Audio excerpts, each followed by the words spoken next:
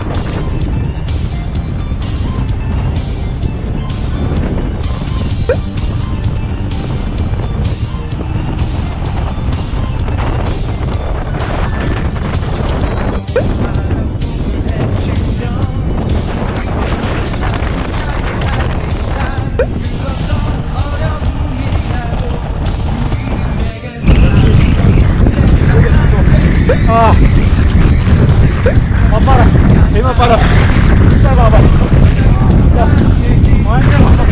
자, 완전 와봐. 그 정도라.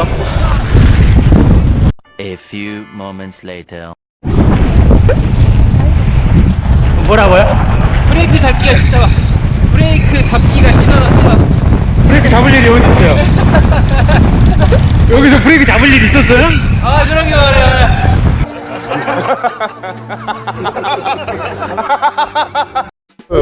자기 파워가 한정돼 있으니까 그걸 올릴 수는 없어요. 바람을 덜 맞을 생각을 해야 돼. 그럼 어떻게 해야 되냐면 앞에 그 숙이고 어깨는 좁히고. 더 해봐야겠네. 내 딴에 그냥 숙인 거야 여기. 많이 숙여지긴 했는데 예전에 비하면 진짜 많이 숙여졌는데 나름대로. 더 속도 올리려면 아 그래. 그 똑같은 힘에 이제 그렇게만 해도 한 1 정도는 더 빨라져.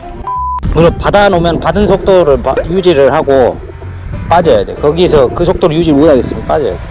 거기서 이제 떨어뜨려 버리면 뒤에 사람은 다시 올려야 되고, 형님은 뒤에 붙었을 때 그 갑자기 올린 속도를 또 다시 따라가야 되고, 그래서 힘드시는 거예요. 힘든 이유는 딱 그거. 형이 떨쳐놓은 속도를 뒤에 사람은 높여놓거든. 다시 올린 속도로 다시 달리려고 하니까 형님은 그걸 붙이려고 혼자 올 때도 가야 돼. 이게 뭐냐면 이제 자출할 때 있잖아. 항상 떨어지거든. 그러면 속도를 보면 내가 33에서 34야. 와트 수를 보면은 상당히 높아. 270에서 와트는 의미가 300 왔다 갔다 하는데 속도는 그 정도밖에 안 나. 혼자 달리는데. 이 와트 수면은 붙을 수 있는데 하는 생각도 들긴 하는데. 와트하고는 상관없어. 그러니까 하여튼 뒤에 붙었을 때 어렵더라고. 그것을 심리적인 것도 있는 것 같아. 이 사람들한테 내가 맞춰줘야 된다는 그 심리감도 있는 것 같아. 혼자 달릴 때는 그런 마음은 없잖아. 편하게 이제 굴리면서 저 사람들한테 달라붙어야지 하는 그런 마음에 이제 와투수는 높아지는데 속도는 안 나고. 잘 타는 대로 떨어지는 이유는 딱 그거예요. 본인의 이제 실력이나 파워가 절대적인 값은 객관적으로 나쁘지 않아요. 충분히 따라올 수 있는데 떨어지는 이유는 아까 그런 거예요. 딱 그런 이유들밖에 없어요. 본인이 떨어지는 속도를 갖다가 뒤에 사람은 속도를 올려놓는데 그 속도를 형님은 이제 이미 형이 낼 수 있는 속도까지 한계를 이미 치고 나서 계속 떨어지는데도 유지하고 가버렸잖아요. 그걸 뒤로 이제 붙였는데 그 사람 형님은 이제 32까지 떨어져갖고 그거 겨우 가는데 이 사람 40까지 올리는 힘으로 다시 갈 거거든. 근데 32에서 40을 가려면 원래 아까 타던 사람은 45의 속도를 파워를 내야 40을 만들어 놓을 수가 있어요. 그러니까 45로 간다고 생각하면 돼. 형님 근데 32까지 떨쳐버린 속도잖아. 그거 45까지 가려는데 뒤에서 붙이려면 45보다 더 세야 돼. 그 앞 사람을 붙으려면 50의 속도로 가야 되는데 내본 적이 없잖아요. 50이라는 속도로 혼자서. 그래서 못 붙는 거예요. 근데 뒤에서 따라올 땐 또 따라오잖아. 혼자 오라가갖고 우리가 가면은 떨어졌어. 정분이 와버린단 말이야. 잘 타신대. 아무튼 그것만. 그거야, 그 차예요. 너를 해봐야지. 바로 뺏기지 말라고. 저 이제 가볼게요. 아이고. 조심히들 가세요. 잘 탔습니다. 형님이 잘 타는 게 속도가 점점 빨라지는 거야. 그리고 앞바람이잖아요. 앞바람이면 지금 그러니까 앞바람이 아니라 이 대각선으로 바람이 불거든요. 그럼 뒤에 있어도 바람 많이 못 피해요. 옆으로 때려버리니까. 원래 가는 게 없더라. 뭐가요? 올때 아. 형님 살 엄청 많이 빠지신 것 같네. 처음 왔을 때랑 완전 다른데 상체가? 옷이 큰데? 옷이 커졌어. 그런 게 뭐지? 자, 조심히들 가세요. 그래. 네, 내일 봐요. 네. 너 출근이구나. 아, 네네. 너 언제 휴가야 그럼 올게. 아, 저는 뭐 따로 없어요. 가고 싶을 때 가요. 아 그래 수고해.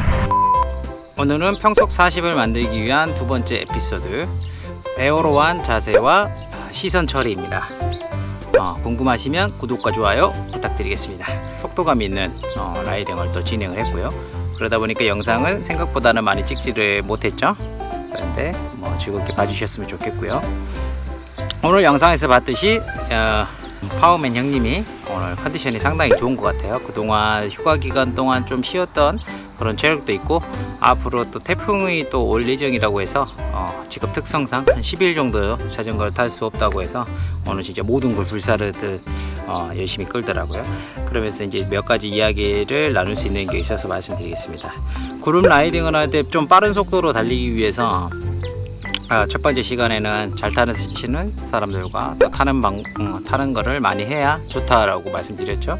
혼자서 높은 속도를 오랜 기간 유지하는 거는 처음부터 쉽지 않습니다. 저도 쉽지 않고요. 그렇기 때문에 그룹 라이딩을 함으로써 여러 사람들의 속도를 같이 이어받으면서 빠른 속도로 달리는 연습을 먼저 해야 된다는 게 첫 번째 시간에 알려드렸던 내용이었고요. 두 번째, 선두에서든 뒤에서든 조금 에어로한 자세를 취하셔야 됩니다. 영상에서 보듯이 오늘 좋은 컨디션으로 앞에서 많이 끌었던 파워맨의 라이딩의 자세를 보시면 상당히 자세가 낮으시죠? 상당히 자세가 낮으셔가지고 아주 빠른 속도로 이렇게 달리는 라이딩을 하고 계시는데요. 우리가 결국엔 자전거는 바람을 이겨내야 되는 스포츠 중에 하나입니다. 우리가 에어로 자전거를 타고 에어로 헬멧을 이렇게 쓰고 하는 것도 또 매우 중요하지만 가장 바람의 영향을 많이 받는 부분은 사람의 몸이죠. 자신의 몸이 가장 바람의 영향을 많이 받는데, 그런 부분에 대해서 관가해서는 안 되는 거예요.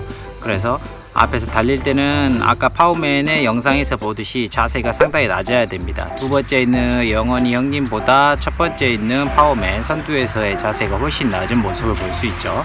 심지어 키와 몸무게 모두 다 두 번째 있는 라이더보다 훨씬 더 많은데도 불구하고 자세가 상당히 낮습니다. 그러면서 똑같은 힘을 쓰더라도 상체를 들고 바람을 맞은 상태에서 끄는 것과 저렇게 몸을 웅크려 들여서 최대한 에어로하게 달리는 것들, 우리가 보통 에어로한 자세라고 하죠. 에어로한 자세로 달리는 거하고는 파워 차이가 상당히 많이 나고요. 같은 파워를 냈을 때 훨씬 더 높은 속도로 갈 수 있기 때문에 에어로한 자세를 좀 유지하면서 달리는 거를 추천드리고요. 이 부분은 처음부터 이렇게 되는 부분은 아니고 코어 근육도 상당히 필요한 그런 부분이라서 좀 장시간 시간이 좀 필요하죠.